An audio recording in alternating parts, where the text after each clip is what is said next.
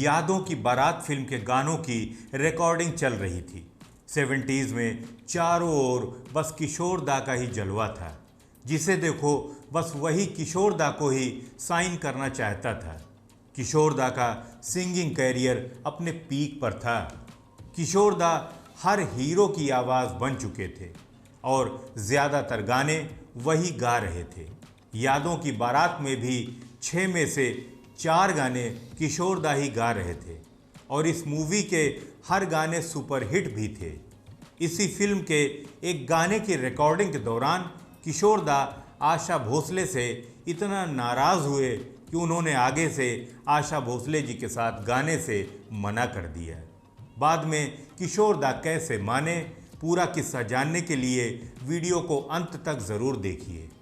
नमस्कार, मैं हूं आपका होस्ट और दोस्त संतोष और आप देख रहे हैं मूवी म्यूजिक मी। तो आइए शुरू करते हैं आज का ये इंटरेस्टिंग एपिसोड। 1973 की नासिर हुसैन की ब्लॉकबस्टर फिल्म यादों की बारात में धर्मेंद्र, विजय अरोड़ा, तारिक और जीनत अमान काम कर रहे थे। फिल्म के सभी गीत मजरूह सुल्तानपुरी साहब ने लिखे थे और संगीतकार थे वन एंड ओनली पंचम दा। फिल्म में कुल 6 गीत थे, जिनमें से 4 गीत किशोर दा ही गा रहे थे। टाइटल सॉन्ग यादों की बारात निकली है आज दिल के द्वारे, मेरी सोनी मेरी तमन्ना, मेरी सोनी मेरी तमन्ना, झूठ नहीं है मेरा प्यार, लेकर हम दीवाना दिल, लेकर हम दीवाना दिल से है मंजिल मंजिल, आपके कमरे में, आपके कमरे में कोई रहता है नहीं कहते।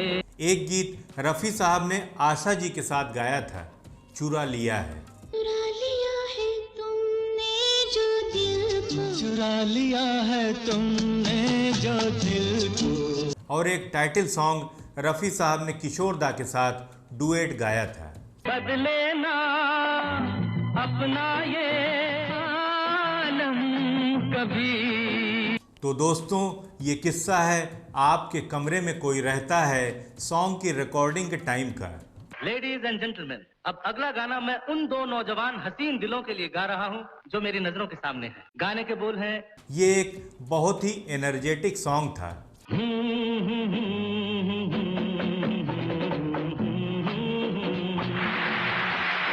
काफी उतार चढ़ाव वाला गाना था ये। आपके कमरे में कोई रहता है रा रा रा रा। और इस गाने के बीच में किशोर दा और आशा जी के बीच काफी डायलॉग्स भी थे। हे यू, लाल कपड़ों वाली मेम साहब। कौन? मैं? जी हाँ, आप ही से कह रहा हूँ। इसमें क्राउड भी था और शोर शराबा भी दिखाया गया था। कुल मिलाकर देखा जाए तो ये गाना बहुत ही मुश्किल था। क्या नाम है आपका? मेरा नाम Sunita. Lovely name. Thank you. गाएंगे आप मेरे साथ? लोगों की तालियों और हल्ला गुल्ला के बीच इसे एक लाइव एटमॉस्फेयर के बीच रिकॉर्ड करना था। ला ला ला ला ला ला ला ला। जो हर किसी के लिए बहुत ही मुश्किल था। हालांकि किशोर दा और आशा जी दोनों ही इस तरह के गानों के लिए बिल्कुल परफेक्ट चॉइस थे। मगर जो एक दिन में गुजरी गली में सरकार की, ढेरों डायलॉग्स के बीच उन्हें इस गाने को गाना था। ना आपके, ना ना आपके, ना आपके कमरे में कोई। और उस दौर में इस तरह के गानों की कंपोजिशन सिर्फ और सिर्फ पंचम दा ही कर सकते थे। 2-4 बार रिहर्सल के बाद जब इस गाने की फाइनल रिकॉर्डिंग हुई तो किशोर दा ने बहुत ही लाजवाब गाया। Very good, ready 1 2 3 4। अगर मैं कहूँ जो देखा। लेकिन आशा जी अपने गाने से बिल्कुल भी सेटिस्फाई नहीं थी। उन्हें लग रहा था कि उन्होंने गाने में कई गलतियां कर दी हैं और उन्हें ये भी लग रहा था कि वो इससे बेहतर गा सकती हैं। इसीलिए उन्होंने इस गाने को दोबारा रिकॉर्ड करने की रिक्वेस्ट की। लेकिन किशोर दा को लगा कि उन्होंने गाना बिल्कुल सही गाया है और वो अपनी रिकॉर्डिंग से, अपनी सिंगिंग से संतुष्ट भी थे। वैसे भी ये गाना बेहद लंबा और थका देने वाला था। किशोर दा ने कहा कि उन्हें तो कोई गलती नज़र नहीं आ रही है, लेकिन आशा जी बोली कि कुछ गलतियां हुई हैं। गाना रिलीज़ होकर जब बाहर जाएगा तो उसे हज़ारों लाखों लोग सुनेंगे, तो वो सारी गलतियां ठीक नहीं लगेंगी। लेकिन किशोर दा इस गाने को दोबारा नहीं गाना चाहते थे। उन्हें पता था कि इस तरह के गाने को दोबारा गाना बड़ा ही मुश्किल होता है। उन्होंने पहली बार में ही अपना बेस्ट दे दिया था।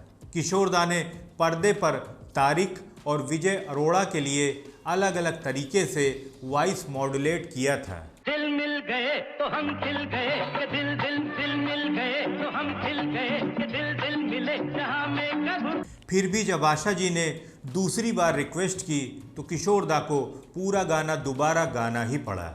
लेकिन वो बेहद नाराज़ होकर पंचम दा से बोले कि आजकल आशा कुछ ज़्यादा बोलने लगी है, मैं आगे से अब उसके साथ गाना नहीं गाऊंगा।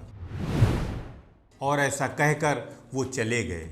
बाद में जब पंचम दा ने आशा जी से इसके बारे में पूछा तो आशा जी भी नाराज़ हो गईं और बोली कि जब वो नहीं गाना चाहते तो मैं भी उनके साथ नहीं गाऊंगी।